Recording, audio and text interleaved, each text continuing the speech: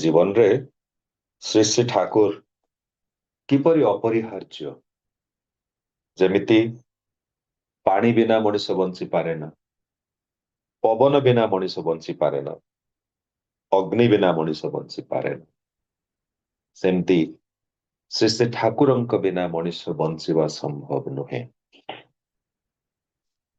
प्रश्न उठी पारे जे पानी अग्नि पवन तो ठीक अच्छी, किंतु श्री श्री ठाकुरंकु जीवन रे ग्रहण करि नाहंते बोते हजार हजार लोक अछंती, लक्ष लक्ष लोक अछंती। सेमाने तो बंचिछंती, तेणु आपण किभଳି कहि पारंती जे श्री श्री ठाकुरंक बिना बंचिबा संभव नुहे। जहाँ हृदय रे बोध हेछि, हृद बोध हेछि, सेई कथा नहीं बेले बेले प्रश्नर उत्तर यही भाव में देई थाए जे हाँ, हजार हजार लोक वंचित अछंती, सेतरे संदेह नाही। किभଳି बंचिचंती, किभଳି होछि तांकर जीवनर मानदंड। स्वामी स्त्री पुत्र कन्या नहीं आनंदरे बंचिचंती तो, सुखरे बंचिचंती जो, सेई जो जीवन र कामना करिथिले सेई जाव जीवन र अधिकारी हेई उठिचंती तो। शांति अछि तो जीवन रे, सुख अछि तो, वृद्धि अछि तो, यही होछि प्रश्न। से दिन श्री श्री ठाकुर को ही प्रश्न करथिले जने भक्त, जे दुनिया रे हजार हजार लोक अछंती, गुरु ग्रहण करि नाहंती, बेस भलरे तो अछंती, आपण एई गुरु ग्रहण करबा उपरे जोर दियंती कोन पाई? विश्व भूखंड रे लक्ष लक्ष लोक अछंती जो माने जीवन रे गुरु ग्रहण करे।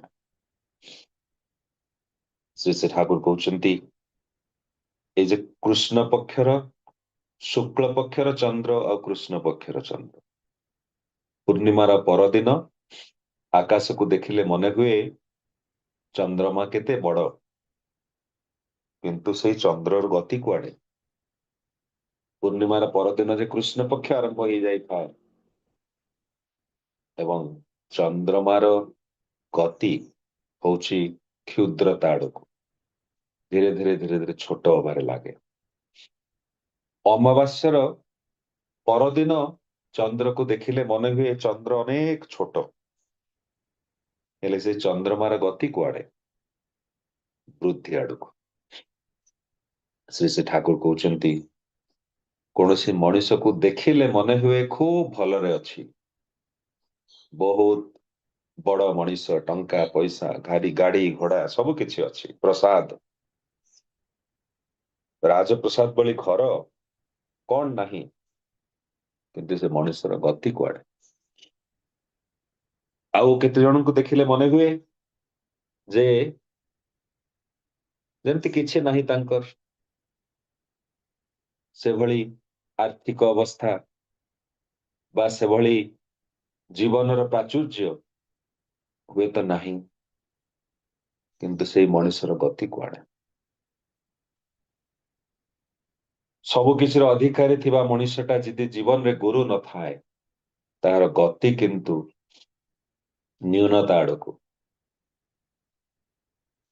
दुर्गति आड़क। विशेष किछि नथिबा मनुष्यटी जीवन रे गुरु जदि थांती, तार अवस्था जहा आज मने हेले मध्य तार गति किंतु प्रगति आड़क। अत्यंत सुंदर भाव श्री श्री ठाकुर ये कथाटीर उत्तर देइछंती। परवर्ती समय जितेबाला मोर पाठ पढ़ा संपूर्ण करी चाकरी बाकरी आरंभ करे एवं आज 25 वर्ष ऊर्ध्व समय ही गलानी बांगलोर में अवस्थान करुछि। बांगलोर सहर कर्णाटकर यही जे कथाटी केते सत्यता अनुभव मर्मे मर्मे अनुभव करे। देखे अनेक व्यक्ति अछंती तांकर कोनोसी अभाव नहीं, किंतु जीवन में तांकर शांति नहीं, आनंद नहीं। अनेक विशाल जने धनी व्यक्ति अछंती, किंतु तांकर जीवन रे सब समय तांको पिला माने को नहीं चिंता पिला माने मनीष ही पारले नाही टंका पैसार अभाव ना एइभली अनेक व्यक्ति को देखिछि प्राचुर्य रे भरा जीवन किंतु जीवन रे पूर्णता नाही केमती गोटाए शून्यता भरी रही एइभली प्राचुर्यतार मूल्य को से ठाकुर कहउछन्ति जीवन रे जदि प्रगति उन्नति पाइबा को चाहो ताहेले जीवन रे दरकार योग्यता एवं आत्मसंयमता ए दुईटे जिनिस दरकार केवल योग्यता देई मनीष बड़ ही पारे ना हुए तो बड़ ही पारे सबुदिन किंतु बड़ ही रही पारे ना जदि ता भितर आत्मसंयमता न थाए सेल्फ कंट्रोल जदि न थाए केवल कैपेबिलिटी बा दक्षता द्वारा मनीष किंतु चिरदिन बड़ रही पारे ना श्री ठाकुर तांको निज जीवन रो उदाहरण दियंती नेशनल मेडिकल कॉलेज रे मेडिकल पढ़िला बेले से तो बेले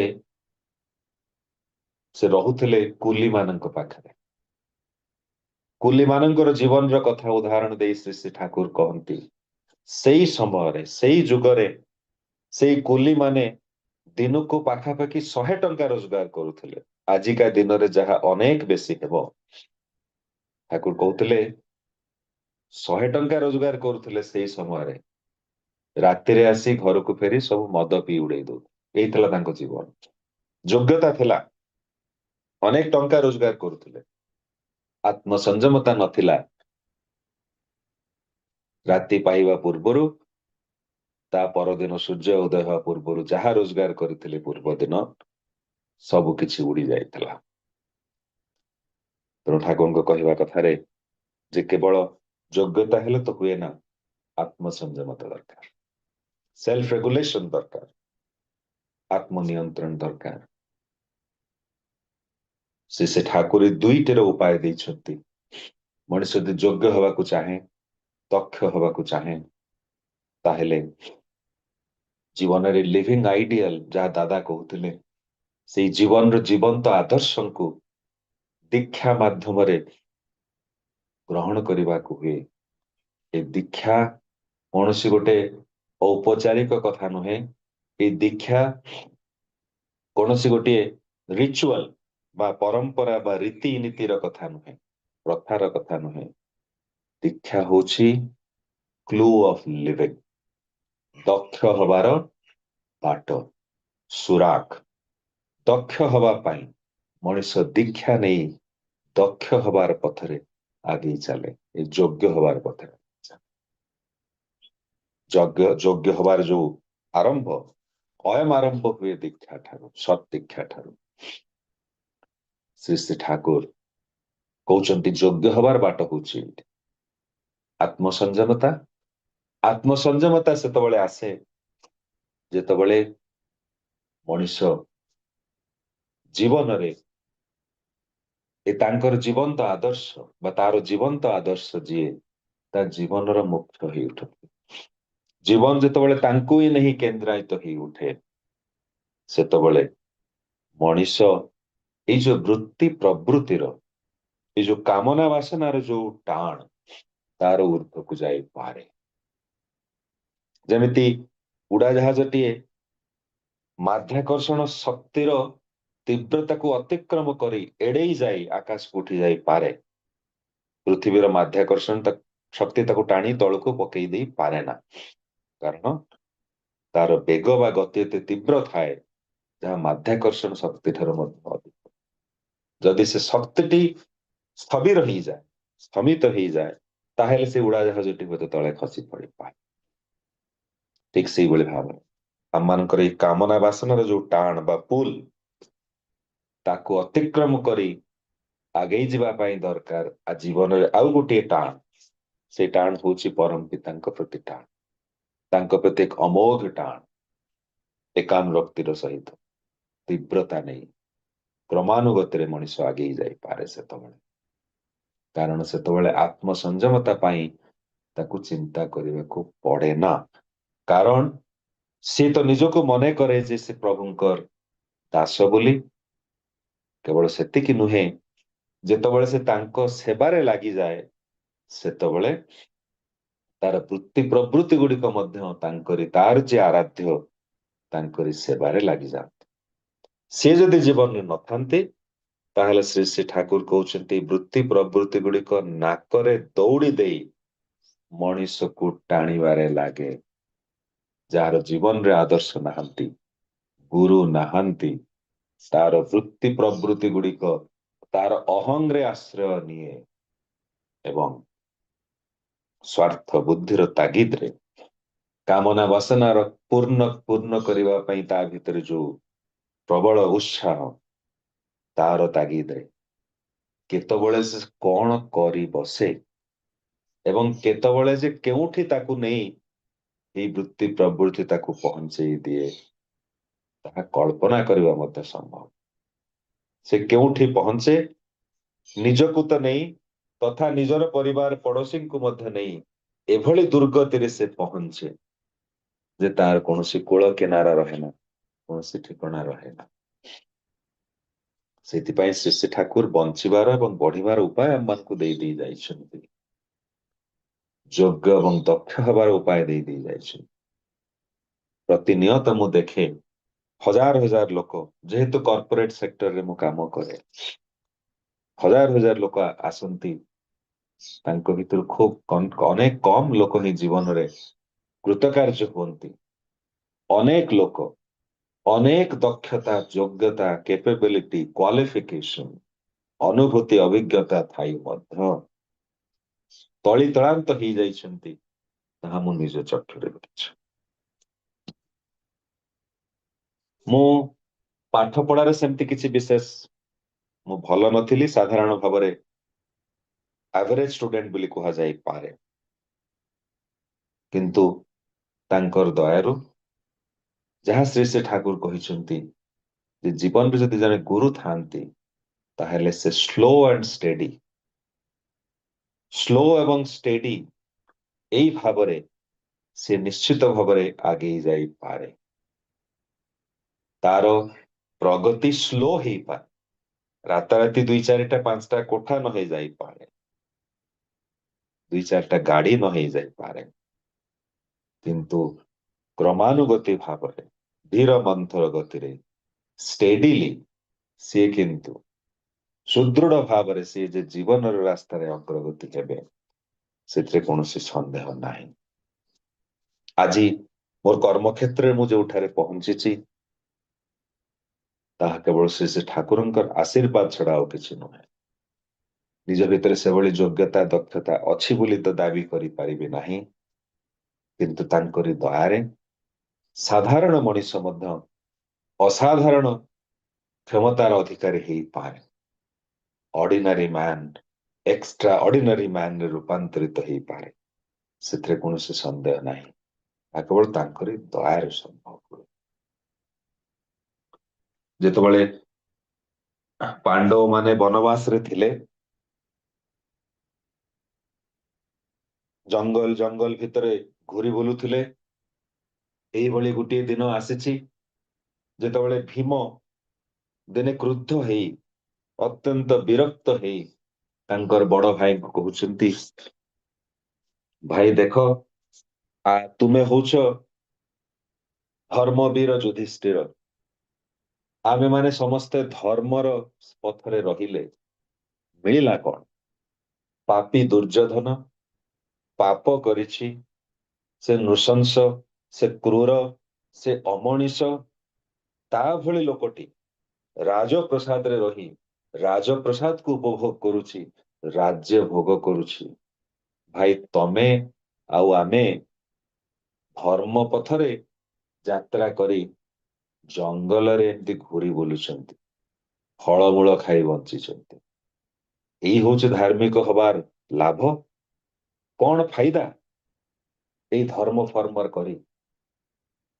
युधिष्ठिर धीर गलारे कहउछन्ति भाई भीम तुम जहा कहउछ ठीक तो कहउछ। पापी दुर्योधन आनंद रे अछि, राज्य सुख भोग करुछि, आमे माने ଏଇଭଳି ଜଙ୍ଗଲରେ ଘୁରି ବୁଲୁଛନ୍ତି। ହେଲେ ଦେଖ ଭୀମ, ଦୁର୍ଯ୍ୟୋଧନ ଆମ ଭିତରେ ଗୋଟିଏ କିନ୍ତୁ ପାର୍ଥକ୍ୟ ଅଛି। ପାର୍ଥକ୍ୟଟି ହଉଛି ଆମମାନଙ୍କ ଜୀବନରେ କୃଷ୍ଣ ଅଛନ୍ତି, ଦୁର୍ଯ୍ୟୋଧନ ଜୀବନରେ କୃଷ୍ଣ ନାହାନ୍ତି। ସେଇ ହଉଛି ଫରକ, ସେଇ ହଉଛି ପାର୍ଥକ୍ୟ। ଆମମାନଙ୍କ ଜୀବନରେ ଯେତେ ଦୁଃଖ ଆସୁନା କାହିଁକି, ଆମେ କିନ୍ତୁ ଭାଙ୍ଗି ପଡିବା ନାହିଁ, କାରଣ ଆମ ଜୀବନରେ କୃଷ୍ଣ ଅଛନ୍ତି। ଦୁର୍ଯ୍ୟୋଧନର କିନ୍ତୁ ତା ନୁହେଁ। ଆଜି ରାଜପ୍ରସାଦର ସୁଖ ଭୋଗ କରୁଛି, ଯଦି ଜୀବନରେ ସାମାନ୍ୟ ବାଧା ଆସେ, ବ୍ୟତିକ୍ରମ ଆସେ, ସିଏ କିନ୍ତୁ ଭାଙ୍ଗି ପଡିବ। ତା ଭିତରେ ସେଇ ଧୈର୍ଯ୍ୟ ଶକ୍ତି କିନ୍ତୁ ତା ଭିତରେ ନାହିଁ ଯେ ସେ ତାର ସାମ୍ନା କରିପାରିବ। ଆମେ ରାଜପ୍ରସାଦର ସୁଖ ଭୋଗ କରିପାରିବା, ଆମେ ଜଙ୍ଗଲର ଦୁଃଖ ବେଦନା ଯନ୍ତ୍ରଣା ମଧ୍ୟ ସହ୍ୟ କରିପାରିବା। ଦୁର୍ଯ୍ୟୋଧନ କେବଳ ସୁଖ ଶାନ୍ତିକୁ ଅନୁଭବ କରିପାରିବ, ଦୁଃଖର ସାମ୍ନା ସେ କରିପାରିବ ନା। ପରବର୍ତ୍ତୀ ସମୟରେ ସେୟା ହିଁ ହେଇଥିଲା, ଯେତେବେଳେ ଏଇ ଯୁଦ୍ଧର ଘନଘଟା ଘୋଟି ଆସିଥିଲା, ସେତେବେଳେ ପାଣ୍ଡବ ମାନେ ସେଇ ଯୁଦ୍ଧରେ ବିଜୟୀ ହେଇଥିଲେ, ଦୁର୍ଯ୍ୟୋଧନ କିନ୍ତୁ ପାରିବ। ଆମମାନଙ୍କ କ୍ଷେତ୍ରରେ ମଧ୍ୟ ଠିକ ସେଇ କଥା। ଜୀବନରେ ଅସୁବିଧା ଆସିପାରେ, ବାଧା ବିପତ୍ତି ଆସିପାରେ, କିନ୍ତୁ ଆମମାନଙ୍କ ଜୀବନରେ ଠାକୁର ଅଛନ୍ତି। ଏଇ ବାଧା ବିପତ୍ତିକୁ ଅତିକ୍ରମ କରିବାର କ୍ଷମତା ଆମମାନଙ୍କ ଭିତରେ ଅଛି, ସେଇ ଊର୍ଜା ସେଇ ଶକ୍ତି ଆମମାନଙ୍କ ଭିତରେ ଅଛି, କାରଣ ଆମମାନଙ୍କ ଜୀବନରେ ଶକ୍ତିର ଉତ୍ସ ଯିଏ, ସୋର୍ସ ଅଫ ଏନର୍ଜି ଯିଏ, ସେ ଆମମାନଙ୍କ ଜୀବନରେ ଅଛନ୍ତି। ତ ଆମମାନଙ୍କ ଜୀବନର ଶକ୍ତିର କୌଣସି ଅନ୍ତ ନାହିଁ, ଶେଷ ନାହିଁ। ଆନନ୍ଦର କୌଣସି ଅନ୍ତ ନାହିଁ, ଜୀବନର ଆନନ୍ଦର ଉତ୍ସ ଯିଏ, ସେ ଆମମାନଙ୍କ ଜୀବନରେ ଅଛି। ଯେମିତି ନଦୀ ପାଖରେ ରହୁଥିବା ଲୋକଟିର ଘରେ ତାକୁ ପାଣି ସଞ୍ଚୟ କରି ରଖିବାକୁ ପଡେ ନା। ଯେତେବେଳେ ଇଚ୍ଛା ବାଲ୍ଟିଟିଏ ମଗଟିଏ ଧରି ବାହାରିଯାଏ, ନଦୀ କୂଳକୁ ପାଣି ଧରି ଚାଲି ଆସେ। ନଦୀ ପାଣିର ଉତ୍ସ ପାଖରେ ତ ସେ ରହିଛି, ପୁଣି ଘରେ ପାଣି ସଞ୍ଚୟ କରିବାର ଆବଶ୍ୟକତା କଣ? ନଦୀ ପାଖରେ ଯେ ତାର ଘର। ଆମମାନଙ୍କ ଜୀବନରେ ଠିକ ସେଇଭଳି ଭାବରେ ଏ ତଥାକଥିତ ପ୍ରାଚୁର୍ଯ୍ୟତା ପାଖରେ ଦୌଡ଼ିବାର କୌଣସି କାରଣ ନାହିଁ। ସୁଖ ଶାନ୍ତି ଦରକାର ବୋଲି ଚିତ୍କାର କରି ଦୌଡ଼ିବାର କୌଣସି ଆବଶ୍ୟକତା ନାହିଁ, କାରଣ ସୁଖ ଶାନ୍ତିର ଉତ୍ସ ଯିଏ, ସେ ତମ ପାଖରେ ଅଛି। ସ୍ୱୀକାର କରିବାକୁ ହେବ, ବିଶ୍ୱାସ କରିବାକୁ ହେବ ତାକୁ। ରେଲୱେ ପ୍ଲାଟଫର୍ମରେ ଅପେକ୍ଷା କରିଥିବା ଲୋକଟି ଗୋଟିଏ ତାର ଯାହା ବାକ୍ସ ପତ୍ର ତାକୁ ମୁଣ୍ଡେଇ ଥାଏ, ନହେଲେ ହାତରେ ଧରିଥାଏ, ତାର ଓଜନରେ ସେ ଭାରାକ୍ରାନ୍ତ ଥାଏ। ଷ୍ଟେସନରେ ଗାଡିଟି ଆସିଗଲା ପରେ ଗାଡି ଚଢି ବାକ୍ସଟି ତଳେ ରଖିଦେଲା ପରେ ସ୍ୱସ୍ତିରେ ନିଶ୍ୱାସ ମାରେ, କାରଣ ଏଇ ଜିନିଷ ଗୁଡିକ ଖୁବ ଭାରି ଥିଲା, ଓଜନଦାର ଥିଲା। ତାପରେ ଆନନ୍ଦରେ ବସି ସେ ଯାତ୍ରା କରେ। ଠିକ ସେଇଭଳି ଭାବରେ ଜୀବନରେ ଯେତେବେଳେ ସେଇ ମଙ୍ଗଧାରୀ, ଜୀବନର ସେଇ ଯିଏ ଆମମାନଙ୍କର ପରିଚାଳକ, ସେ ଯେତେବେଳେ ଆସି ପହଞ୍ଚନ୍ତି, ସେତେବେଳେ ଆମର ବୋଝଟିକୁ ସେ ନେଇ ନିଅନ୍ତି। ଆମର ଚିନ୍ତାର ବୋଝ, ଦୁଃଖର ବୋଝ, ଆମମାନଙ୍କ ଭିତରେ ଥିବା ସେଇ ଯନ୍ତ୍ରଣାର ଯୋଉ ବୋଝ, ସମସ୍ୟାର ଯୋଉ ବୋଝ, ସବୁ କିଛି ସେ ନେଇ ନିଅନ୍ତି। ଟ୍ରେନରେ ଚଢିଲା ପରେ ମଣିଷ ଯଦି ବାକ୍ସଟିକୁ ମୁଣ୍ଡରେ ଧରି ବସେ, ତାହେଲେ ସେଇ ବୋଝର କଷ୍ଟଟା କଣ ତାର ମେଣ୍ଟିବ?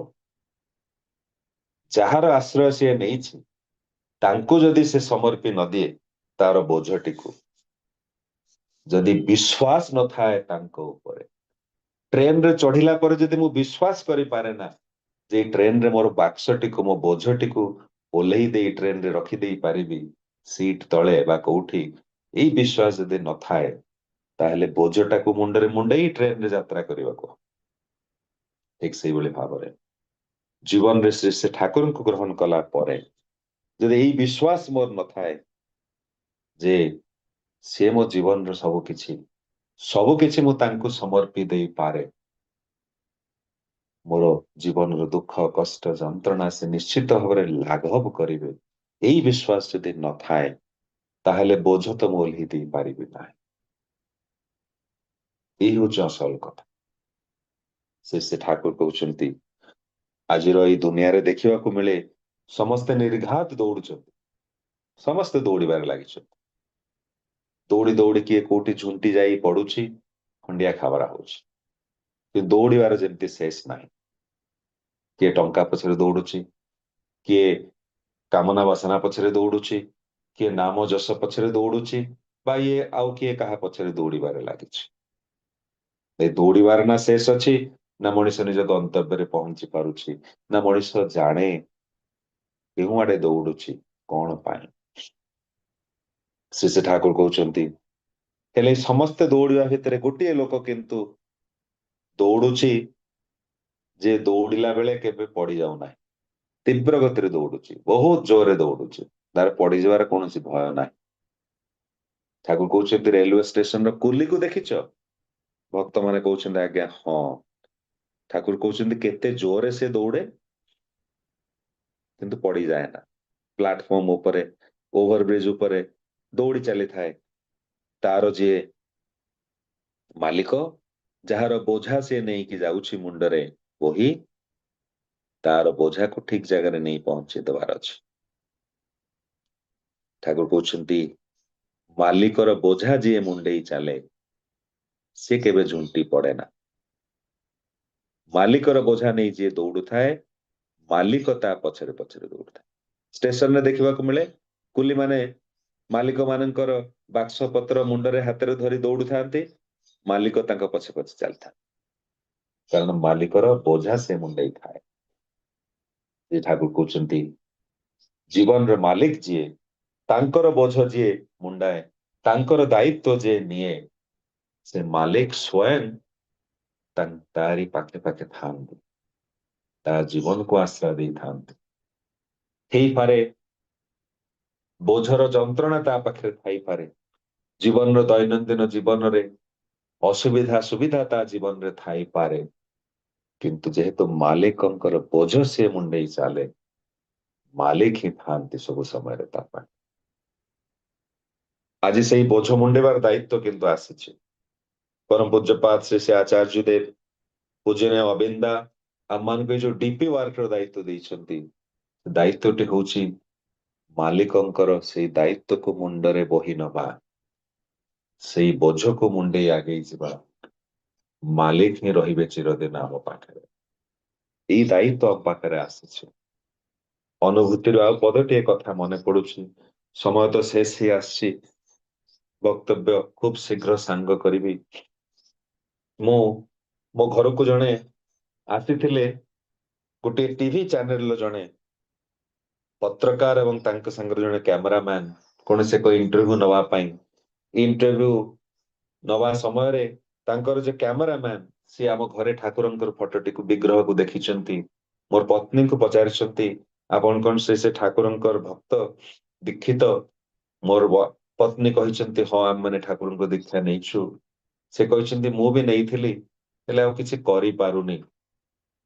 ମୋର ପତ୍ନୀ ତାଙ୍କୁ ବୁଝେଇଛନ୍ତି ଦେଖ ଠାକୁରଙ୍କୁ ଥରେ ଜୀବନରେ ଗ୍ରହଣ କରିଛ, ଜୀବନରେ ତାଙ୍କୁ ସଂକଳ୍ପ ନେଇ ଗୁରୁ ରୂପରେ ସ୍ୱୀକାର କରିଛ, ଏଇଭଳି ଭାବରେ ଅଧା ପନ୍ତୁରା ଭାବରେ ଛାଡିଦବା କିନ୍ତୁ ଠିକ ନୁହେଁ।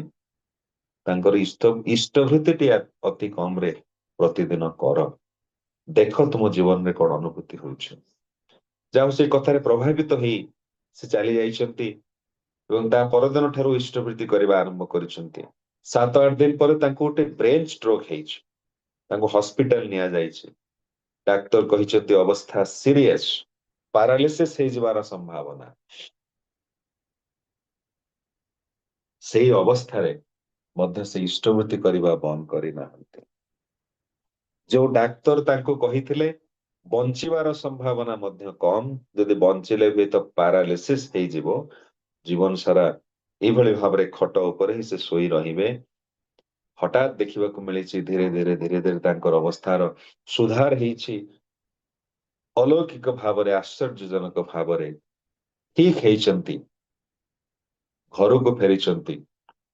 प्रथम फोन कॉल टी से करिसेंती मोर पत्नी को जे माँ आज आपण हेले मो माँ मो जीवन बंचई देइछंती मु निश्चित भाବରେ मरी जाइथांती जेभଳି ଭାବରେ ମୋର ବ୍ରେନ୍ ଷ୍ଟ୍ରୋକ୍ ହେଇଥିଲା ଏଇ ଯେ ଇଷ୍ଟଭୂତି କରିବା ପାଇଁ ଆପଣ ମତେ ସେଦିନ ପ୍ରବର୍ତ୍ତେଇଥିଲେ ଏବଂ ଆପଣଙ୍କ କଥାରେ କଣ ମହକ ଥିଲା ମୁଁ ଜାଣିନି କିନ୍ତୁ ତା ପରଦିନ ଠାରୁ ଇଷ୍ଟଭୂତି ଆରମ୍ଭ କରିଛି ଆଜି ବଞ୍ଚି ଯାଇଛି ମୁଁ ମଧ୍ୟ ଫୋନ ଲାଇନରେ ଥିଲି ଆମେ ଦୁଇ ଜଣ କହିଲୁ ଯେ ସେ ଠାକୁର ତୁମକୁ ବଞ୍ଚେଇ ଦେଇଛନ୍ତି ତାଙ୍କରି ଦୟା ଡିପି ୱାର୍କ କରିବାଟା ଏଇଥିପାଇଁ ଜରୁରୀ ଯେ କେତେ ମଣିଷ ଯେ ବଞ୍ଚି ଯାଇପାରନ୍ତି ଯୋଉମାନେ ଏଇ ପଥରୁ ଏଇ ମାର୍ଗରୁ ଦୂରକୁ ଚାଲି ଯାଇଛନ୍ତି ରାସ୍ତା ଭଟକି ଚାଲି ଯାଇଛନ୍ତି ଯୋଉମାନେ ସେମାନଙ୍କୁ ଫେରେଇ ଆଣିବାର ଦାୟିତ୍ୱ ହଉଛି ଆମର ଆଉ ସେଇ ଦାୟିତ୍ୱଟା ହଉଛି ଗୁରୁଙ୍କର ଦାୟିତ୍ୱ ଗୁରୁଙ୍କର ବୋଝ ତାଙ୍କରି ଦାୟିତ୍ୱ ମୁଣ୍ଡରେ ଯଦି ମୁଣ୍ଡେଇ ଆମେ ଚାଲିବା ତାହେଲେ ସିଏ କିନ୍ତୁ ନିରନ୍ତର ଆମମାନଙ୍କ ପାଖରେ ରହିବେ ଏଇ ଅନୁଭୂତିର କଥାଟି ମନେ ପଡିଲା ପ୍ରତ୍ୟକ୍ଷ ନିଜ ଆଖିରେ ମୁଁ ଦେଖିଛି ସେଇଥିପାଇଁ ଆପଣମାନଙ୍କ ପାଖରେ ରଖିବା ପାଇଁ ମନ ଭିତରେ ଖୁବ ଇଚ୍ଛା ହେଲା ତେଣୁ ଆପଣଙ୍କ ପାଖରେ କଥାଟିକୁ ତୋଳି ଧରିଲି ଏଇ ସମୟ ଆସିଛି ମଣିଷକୁ ବଞ୍ଚେଇବା ପାଇଁ ରକ୍ଷା କରିବା ପାଇଁ ତା ଯଦି ନ କରନ୍ତି ମଣିଷ ବଞ୍ଚେ ନ ବଞ୍ଚେ ସେ କଥା ତ ଜାଣନ୍ତି ନାହିଁ ନିଜେ ବଞ୍ଚିବା ସମ୍ଭବ ହବ କି ନାହିଁ ତାହା ମଧ୍ୟ ସନ୍ଦେହଜନକ କାରଣ ଅନ୍ୟକୁ ପରିବେଶକୁ ନ ବଞ୍ଚେଇଲେ ନିଜେ ବଞ୍ଚିବା କିନ୍ତୁ ସମ୍ଭବ ନୁହେଁ କାରଣ ପରିବେଶ ହଉଛି ଆମମାନଙ୍କର ବଞ୍ଚିବାର ଉତ୍ସ ବା ଆଧାର ବା ସୋର୍ସ ବଞ୍ଚିବା ପାଇଁ ଯେଉଁ ଯୋଉ ଉପାଦାନ ଗୁଡିକ ଦରକାର ତାହା ମିଳେ ପରିବେଶ ଠାରୁ ସେଇ ପରିବେଶ ଯଦି କ୍ଷୁର୍ଣ୍ଣ ହୁଏ ସେଇ ପରିବେଶ ଯଦି ଅବସନ୍ନ ହୁଏ ସେଇ ପରିବେଶ ଯଦି ବିପଦ ସଂକୁଳ ହୁଏ ସତ୍ତାର ବିରୋଧୀ ଯାହା ତାହା ଯଦି ପରିବେଶ ତାହା ଦ୍ୱାରା ଯଦି ପରିବେଶ ଆକ୍ରାନ୍ତ ହୁଏ ତାହେଲେ ନିଜର ସତ୍ତା ଏବଂ ଅସ୍ତିତ୍ୱ ବଜାୟ ରହିବ କି ନାହିଁ ଯାହା ସନ୍ଦେହ ଆପଣମାନେ ପ୍ରତିଦିନ ଏଇଭଳି ଭାବରେ ଏଇ ସତ୍ସଙ୍ଗର ଆୟୋଜନ କରୁଛନ୍ତି ଏବଂ ଏହାରି ମାଧ୍ୟମରେ ସମସ୍ତଙ୍କୁ ଉଦ୍ବୁଦ୍ଧ କରୁଛନ୍ତି ଆଜି ମୁଁ ସୁଯୋଗ ପାଇଛି ସତ୍ସଙ୍ଗରେ ଯୋଗ ଦେବା ପାଇଁ ଯୋଗ ଦେଇ ନିଜେ ମଧ୍ୟ ଉଦ୍ବୁଦ୍ଧ ହେଇଛି ପ୍ରେରଣା ପୁଷ୍ଟ ହେଇ ଉଠିଛି ଆପଣମାନଙ୍କ ସମସ୍ତଙ୍କର ସପରିବାର ସପରିବେଶ ମଙ୍ଗଳ କାମନା କରି ପରମ ପିତାଙ୍କର ଆତୁଳ ଚରଣରେ ପ୍ରାର୍ଥନା ଜଣାଏ ବନ୍ଦେ ପୁରୁଷୋତ୍ତମ